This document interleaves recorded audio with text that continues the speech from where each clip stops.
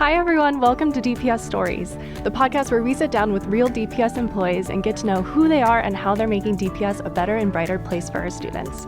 For our second episode, we have the General Counsel, Thompson, sitting down with us today. Welcome to the show. Thank you for having me.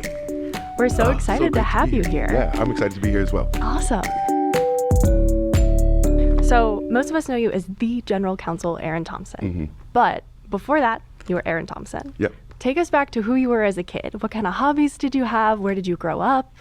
So I was born here in Colorado, and I ended up moving to Connecticut when I was really young, and I spent most of my youth there, and then came back to Denver and really Aurora, Colorado, and that's where I did school.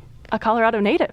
Yeah, Colorado native. We'll take it. Not a skier. But not a snowboarder either. Don't hold it against me, and also a product of Aurora Public Schools. Don't hold that against me either. That's okay. You're here now, and that's right. what matters. When you were a kid, did you like school? I did. I enjoyed school. I was really motivated. I love to do the puzzles. I love the learning. I love hanging out with my friends. So it's something that I really enjoyed. Yeah. What kind of qualities do you think younger Aaron had that you still have today? I think I'm funny. I love that. Some people don't think I'm funny. We'll find out. Yeah, I'm kidding. Right. And I was funny. I was curious. I was passionate about a lot of hobbies and projects, and so I think I still carry that with me today. Yeah, I love that. So, started off in Denver. Yep. Moved to Connecticut. Right. Came back to Aurora. Mm-hmm. How did you make your way to DPS as an adult? When I went to college, I studied psychology, and I studied African American studies in my undergrad. Cool. And then I started working in youth corrections. And one thing that I learned when I was working with youth corrections, I was in a particular group home where we were dealing with developmentally disabled youth, and there were a number of kids there that we would try to bring into the program but didn't necessarily speak English. And so I found a passion for learning languages as well. So I went back to school, and I got another degree in Spanish and French, so a degree of modern languages, so that I could help the youth that weren't being served because they didn't speak English. And from that, my career sort of took off in different paths in youth corrections, because speaking multiple languages in that field is really desirable, especially in a place like Colorado, where we're very diverse and a lot of English language learners.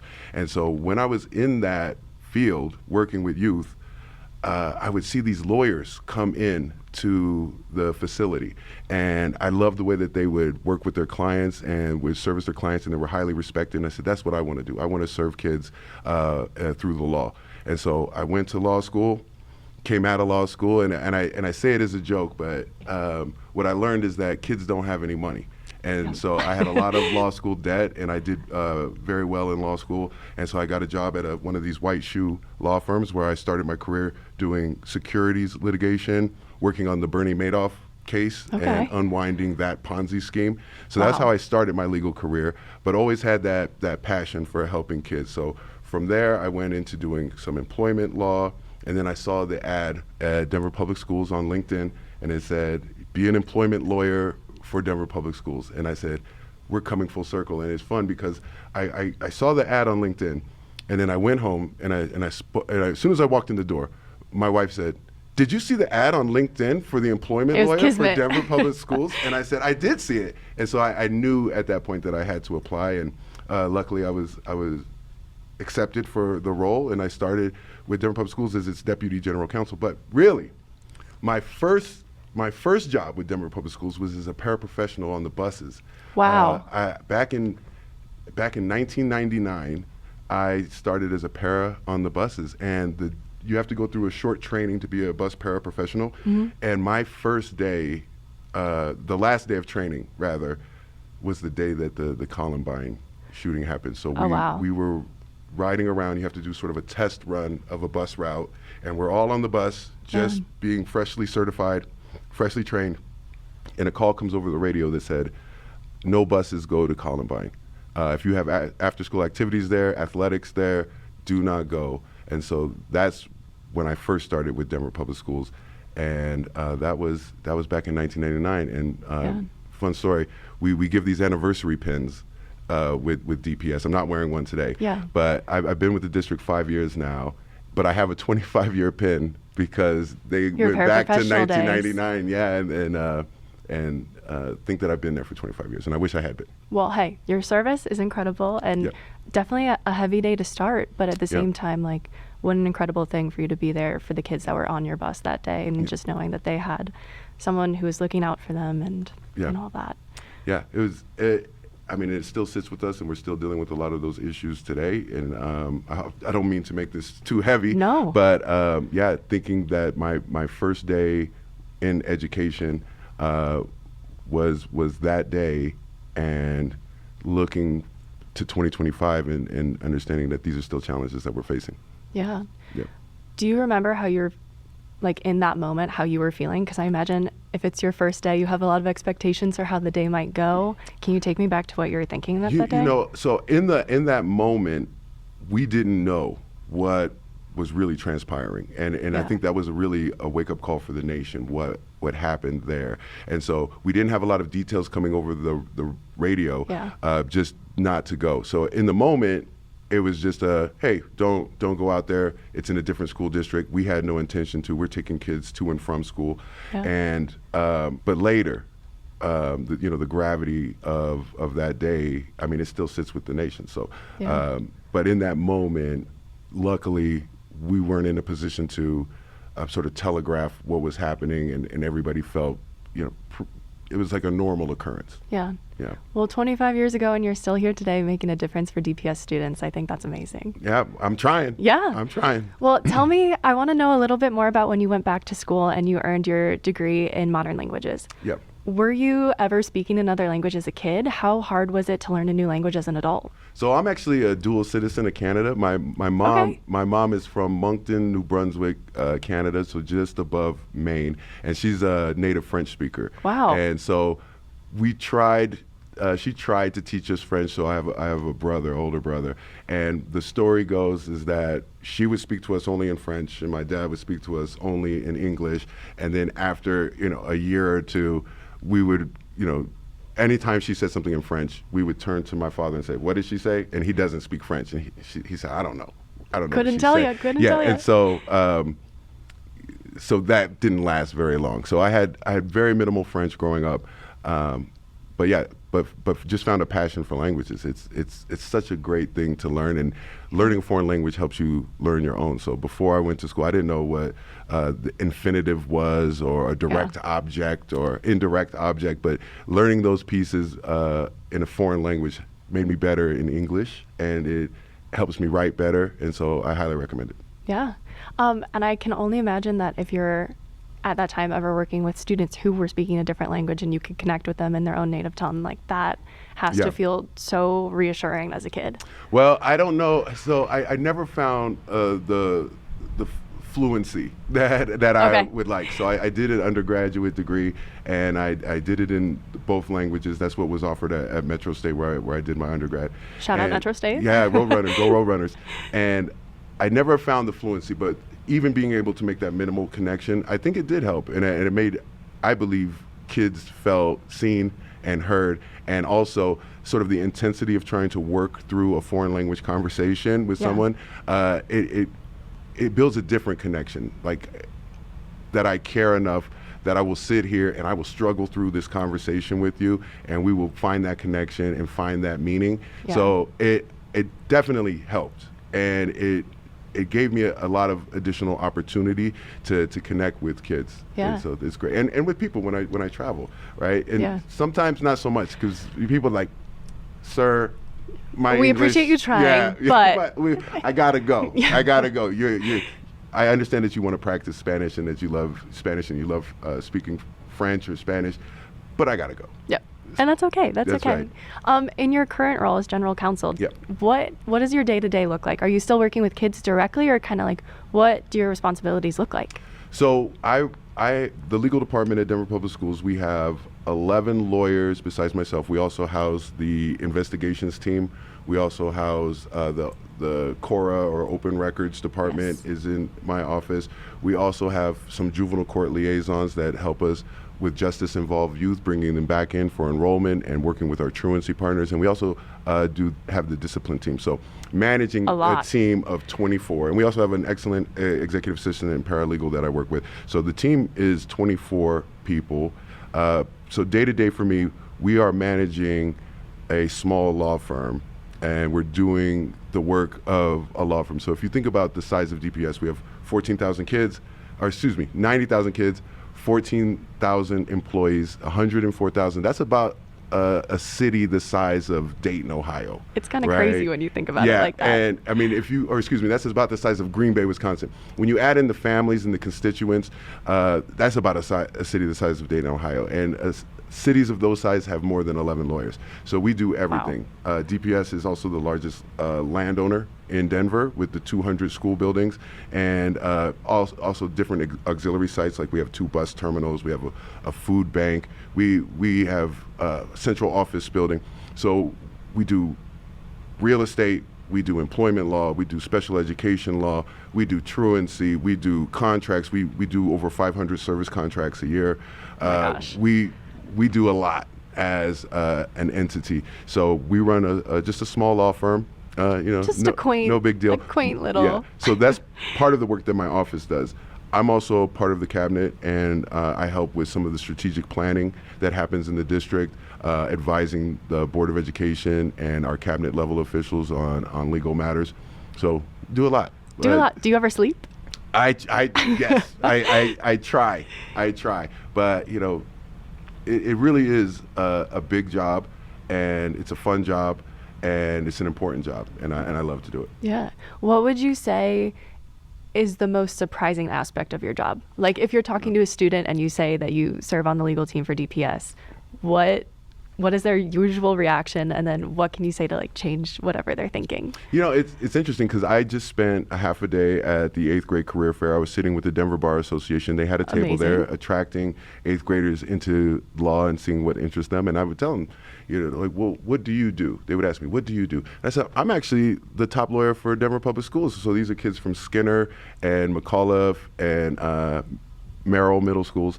And they said, wow, I didn't know that you could be a lawyer for a school district. And he explained to them, everything that you do in life, it's been, somehow there's a legal imprint on everything. And this is what I'm telling the kids. So you woke up in the morning, you turned off your alarm clock. Well, there's laws that control how the electronics need to sit in there, copyrights and patents on design. Then you use your toothbrush. Well, there's laws about what can go into your toothbrush and your toothpaste. And then you drove or walked, and there's laws about keeping your sidewalks straight and traffic laws. So law impacts everything. And we were at Empower Field at Mile High, and what a lot of people don't know is that the referees on the football field, a lot of them are attorneys, because you need somebody who can read a complex set of rules and make decisions on factual scenarios. So this is what I just saw, that's the facts. Now I need to apply the rules, which is the law. Yeah. And they need people who can do that quickly and efficiently, and a lot of them are lawyers.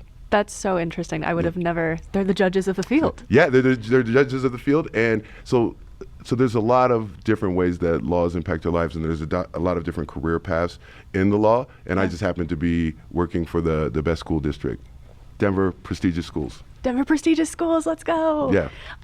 I also heard a rumor, please fact check me, that you have only ever worked in the public sector in law? Oh, no. No, but there is. So I started my career in securities litigation, working on the Bernie Madoff, and that was public entity related, and it's a very complicated. I was going to say I'm not super familiar with the jargon of it, but, so my apologies. The federal government appointed our firm as I guess the trustees to unwind. So Bernie Madoff stole a bunch of money. We going after the investors who made the money. I know this is going to be way complicated. That's okay. But so going after the net winners and redistributing those funds to the net losers. So that is sort of public entity work, but not really. Then I went into the private, more private, doing employment law, representing employees in civil rights disputes, discrimination, wage and hour, claims like that. And then in my last role before coming to DPS, I actually represented public entities. So school districts, police departments, municipalities across the state of Colorado. And so I was doing public entities work and employment work, and then came back. Wow. Yeah. What about your job makes you most proud? Knowing that everything that I do goes in the service of students and kids to make their education and their life better in some way. So when we're working on employment matters with the district, we're making sure that the most qualified people are in the classroom. We're making sure that the best administrators are in the school building helping kids out. So that's from an employment lens. Also, when we're doing contracting, for example, we're making sure that public dollars are being put to their best and most equitable use. And so every little piece of what I do in my office is for the direct benefit of kids. And it's a really high level thing, but when you keep kids first, students first, one of our core values, when you keep students first, it makes the job so worthwhile, and that everything that we do has a direct impact all the way down to helping our students. Yeah. And that's great. I mean, preach, hands down. What do you think? I imagine that if you're talking to, say you're at that middle school career fair and kids are interested in law, is there ever the perception that working on a legal team isn't fun? I think, yes. I think a lot of people think what lawyers do is what they see on TV, but that is just a small, there's only a few lawyers that really are in court that much. Shout out to public defenders and our district attorneys and those type of folks. But a lot of lawyers aren't in court every single day. A lot of lawyers are relying on research, reading, writing, and other public speaking skills to try to to get ready for that court moment. A lot of people don't know 99% of cases don't go to trial. And so I don't think that there is a perception. So to answer your question more directly, I think people think lawyering is a lot of fun all the time because they see the big TV court dramas, but really it's in the preparation, the behind the scenes work that lawyers do. And so I think the kids come in thinking lauyering's a lot of fun, and then I tell them, no, actually it's not as fun as you think it is. But what's the phrase? If you fail to plan, you plan to fail. Yes, thank you. That is what I'm thinking of. I'm like, jumbled in my head. Yeah. But I hear in addition to law that you have some creative outlets as well. Sure, yeah. The rumor about town is that you're a talented artist and rapper. Yeah, I don't know about talented, but so for 10 years, I was a rapper, did a number of shows here. That's so cool. In Denver, opened up for some national acts. And it was a lot of fun. Had my own recording studio, nothing as nice as this, but I had a home studio, have a couple albums that I have. This was before YouTube, so don't go looking for me on YouTube. That's so fun. And you're also, in addition to your former rapping career, you're also like an artist on paper? Yeah, I paint. Okay, so I was going to ask what your preferred medium was. Yeah, I have acrylic on canvas. That's my preferred medium, but I also do house paint on plywood. Okay. So, I like to paint cartoon characters in various states of distress, I would say. Okay. So sort of zombie cartoon characters. It's I don't know why. It's weird, niche, but it's fun. Yeah, and it adds a lot of color to my office and my life. And so it's great to sit and work on a project and then see it come to fruition. So it's a great outlet for me. I bet. Yeah. When did you start doing that? Believe it or not, I was always a doodler, but maybe just 8 years ago, I painted, and it's on a 6-foot by 4-foot piece of plywood, and it was my first project. And I went to Home Depot and I got this big piece of plywood, and I got house paint. And then I painted a big, huge picture of Obama. Wow. And when it came out, and I said, wow, I can actually do this. Yeah. And it's the famous Hope poster. What's his name? Shepard Fairey's poster of Barack Obama with Hope. And I did it, and I said, wow, I can actually paint. Yeah. And so from then, it just took off. And so I've done a handful of pieces, and I'm waiting until I get to 20. Okay. When I have 20, I'm going to do a gallery show, and God forbid I actually sell one. Right? That's what I'd tell people. That would be so cool. Right. I wouldn't even know what to charge because it's just a lot of fun. Yeah. Where do you get inspiration for the things that you paint? You're saying distressed characters, but also. So I love toys and I love cartoons, and so that's really what inspires me. But then you have to make them your own, and so I just paint them, kind of. I was weirdly or grotesquely. I just take a cartoon character and then I just make it weird. Yeah. That's sort of the method. And because also, if you think about the Shepherd Fairy, it's a lot of simple lines. So I don't do a whole lot of detail work. And the same thing with cartoons, right? Yeah. It's a lot of simple lines. And so I can manage that level, and then you just make it weird. I love that. Do you have a favorite piece that you've created? I did a Rick and Morty. That's Okay. probably my favorite. I also did a Winnie the Pooh as a Terminator. That one's pretty good. So between those two. Okay. Between those two. I love talking to you about this because I feel like if I'm ever walking in the halls of DPS, I would never be like, oh, General Counsel Aaron Thompson. He's out here painting Winnie the Pooh in his free time. Like, that's so cool. Yeah. Next time you're on 12, pop by the office. I have three pieces hanging. Okay. In my office. I definitely will. Yeah. When you sit down to do one of these paintings, is that how you like unwind? Is that how you relax? Or is this something that like you have anxious energy and need to like get something on paper? Kind of what is your process when you start a painting versus how are you feeling when you finish one? Yeah, so wherever I am, and then I will like see one of my favorite cartoon characters. Like I was just traveling, and I just bought a nice big huge Popeye for my office. Fun. And so, because I like toys and cartoons. Yeah. And so I have this Popeye, and so I saw that piece, and I got it, and now I want to paint Popeye. Yeah. Right. And so I will take that idea with Popeye. I'll just start putting Popeye on a canvas, and then start making it weird. Right. Yeah. So that's sort of the process, and I do it to unwind. So I'll set up a canvas, and I'll set out my paints, and I'll just work on it, a little bit at a time, and it's just to try to turn my mind off, I guess, is the best way to do it. So you're focusing in, you're trying to do the line work and the filling in work, and it's just a great way to escape. Yeah. Do you have any like artists or maybe cartoonists that you look up to? I mean, I really like The Simpsons. So I grew up on The Simpsons. So that's been a favorite. So Matt Groening. I really like Rick and Morty, the sort of the sci-fi component of that. Oh, and he's not a cartoon, but my favorite is Kermit. Kermit the Frog? I love it. I love it. Just one of my absolutely all-time favorite characters. I actually got to meet one time. I was in I think it was the American Banjo Museum somewhere in Oklahoma, and I got to meet the gentleman that helped Kermit the Frog play the banjo. Really? That was so interesting. That's a highlight. Certainly. I was like, write that down, my highlight reel for sure. Yeah. Shifting gears here a little bit. I have it on good authority that you're a Vikings fan. Yeah. I know we're in Broncos country, so before any of our listeners turn this off, can you tell me how that came to be?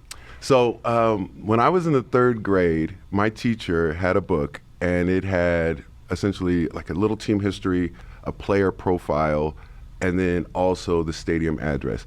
And I think there was 28 teams at the time, and I wrote to every single team. Wow. And the only team that wrote me back was the Minnesota Vikings. And because I'm 8, I wrote, my name is Aaron. I've got 10 best friends. Their name is John, Jeff, George, Frank, and then, as an 8-year-old would do. And because I'm 8, I also used the school address as my return address. Smart. So one day, a woman walks into the classroom with a big old box, and she said, Aaron Thompson? Right? Like why is What's a kid going on getting a here? package delivered? And it was a package from the Minnesota Vikings, and because of the letter I wrote, they sent pennants, stickers, calendars. That's so sweet. For me and my 10 best friends. And so I got to Wow. hand out all this. I was a hero that day. Yeah, you were the coolest kid in school. Yeah, until the next day, Uh-oh. when they came back and they said, my dad said the Minnesota Vikings stink. And so, but, for the $13 worth of stuff that they found around the stadium office, they got a fan for life. And fan for life. I'm a season ticket holder, and I go out as many times as I can per year to go see them 7-8 times a year. I was That's just there on incredible. Sunday. Was it cold? It was not that bad. Okay. All of this, I just started recently going to Minnesota. This will be my 3rd year as a season ticket holder, and I've had great luck. I love that. Yeah, it's been exceptionally cold, I think, one time. So it's kind of like Denver. Okay. People think it's so cold here and so snowy here, but it's just lovely. I have some family that lives up in Minnesota, and there's definitely Minnesota slander when it comes to the weather. But I'm like, it's beautiful there whenever I go to visit. So That's I'm like, right. hopefully the tradition continues. Right, especially early in the season, and the Yeah. stadium is right near the Mississippi River, so we walk along the Mississippi River. Love that. It's a great city. Sounds beautiful. Not as good as Denver. Not as good as Denver. No. This is a really special place. I believe that. It sounds like you live your life with a lot of conviction. Mm-hmm. Where does your passion come from? Early on, we grew up fairly poor, and it was a single mom, two kids.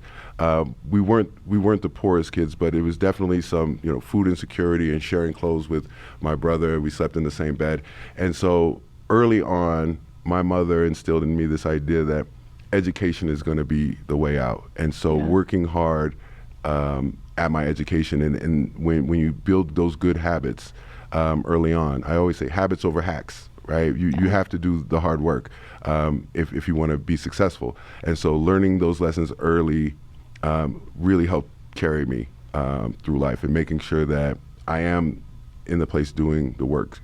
Do you feel like you've like quote unquote made it? I am very fortunate. I never thought that I would be in this position or be an attorney. When I was young, I wanted to paint cars. Right, so I guess there was always a little painter in me. But I had a neighborhood friend whose dad painted cars, and he looked like he was doing pretty well. And so that's what I aspired to when I was a freshman in high school. So I never thought that I would make it to this level. And I guess that's what I would tell my younger self is just believe. Coming from a place where I came from, it's hard to see a way out or a path forward, or to see yourself bigger than your surroundings. But I just feel really fortunate. Yeah. I don't think I made it because we don't rest on our laurels. There's always growing to do. There's always bigger projects bigger than me, and we have a lot of work to do as a district. So when we're a blue school district, I'll have made it. I love that. Yeah. Has your definition of success changed throughout your career? It has. When I started law school, the aspiration was to help kids. Law school does something to you because it's a very competitive environment. And so as I went through that process, where I wanted to be was one of these white shoe lawyers working at the largest firms, because that's what the law school environment tells you is success. When I came to DPS, I actually took a pay cut to come here and do the work with kids. And I feel more successful in this role than I ever did then. And so having a clear mission and vision and something that's going to be working towards something greater than yourself. I think when I first thought about what it meant to be a successful lawyer, it was very selfish. And now when I think about what it means to be a successful lawyer, it's really about helping people, and it's really about serving entities that are doing good work. Yeah. So the definition has definitely shifted. And it's also, I think, so inspiring that in addition to your role, you're still finding other ways to give back to not only the DPS community, but also it sounds like the law community. You serve on, let me see if I can get this correct, the Colorado High School Mock Trial Association? The mock trial board. Yes. So working with, every year the board puts together the case problem for our high school mock trial teams, and that's statewide. So we'll develop a case problem. It's really fun. We try to draw from real life cases. We put in evidence so that the kids can practice those lawyering skills. And these kids are amazing, because there's also an opportunity to go and judge the competitions and sit as jurors in the competition. Wow. And just watching these kids are more talented than some of the lawyers I know. I've seen courtroom antics, real life courtroom antics, and I said, this kid would have killed that case. So it's really fun. We try to put a lot of cleverness and passion into these case problems, and so then they, also in the service of kids. And I did that even before I was with Denver Public Schools. You've always been connected to kids in that way. Yeah. That's so cool. It's a way to give back. I love that. Also, if there's an application to be a juror, I would love to witness that firsthand. Yeah. So every year we'll have our state tournament. It's coming up. Okay. And I will I will get you on it as a judge That or would a be juror. so cool. That would be so cool. And then in addition to that, you also serve as a co-chair on the Colorado Bar Association? It's the Colorado Bar Association Leadership Training Program, so COBALT for That's short. An incredible acronym. Yeah. that's one of the better ones. Colorado Bar Association Leadership Training, COBALT. And so great. 20 participants per year, highly competitive process. They come in, they apply, and then we do a 6-month training. I was a member of the class of 2020 and then served as first on the selection committee, then as co-chair of that. Yeah. What do you think is the most powerful thing you learned throughout that training? So, interestingly, it was through the training when I was a participant that I decided that I was going to come to Denver Public Schools. Amazing. It was really about, so the thing about COBALT is you spend a lot of time developing your own personal leadership skills, and that takes a lot of introspection and a lot of deep thinking about what's meaningful to you and how you want your leadership style to look. And I took that training and then took the plunge and decided to make that application for Denver Public Schools. So the training is deeply personal. It's hard to describe because you really are, it's different for everybody, what lessons they're gonna pull out of it. But really, for me, it was about looking at the kind of leader that I wanted to be and the work that I wanted to do, and then taking that risk. Yeah. How would you describe yourself as a leader? What is the word I'm looking for? It's kind of cliche, but really as a servant leader. Like I want to make sure, for one, that I'm not asking anyone to do anything that I wouldn't do myself, and then 2, pitching in every chance that I get. I also like to give my team a lot of autonomy, right? I'm not a micromanager. I have a very excellent team, highly skilled team, the highest performing team that I've ever worked with. And so I like to give them as much leeway, flexibility, and I have confidence in their ability to deliver. Yeah. So I think that is important for a leader, to have trust in their team and understanding that everybody's style is a little bit different, and that they don't need to be pressured, right? They need to be partnered with. Yeah. And so that's, I think, how I would describe my leadership. That's amazing. What are your favorite qualities of the people on your team?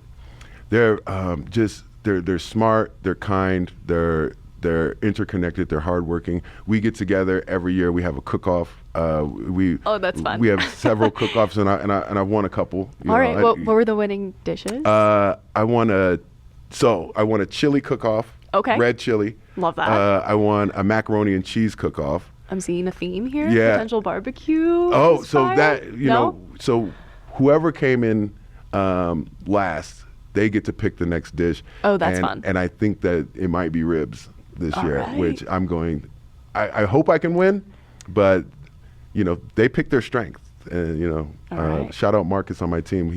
He claims to be an excellent smoker, rib smoker. Marcus so we'll might see. be going down. Yeah, time will tell. I have a fair recipe. I have a good recipe. There you so go. we'll see. And then, fun story on that chili cook-off. Mm-hmm.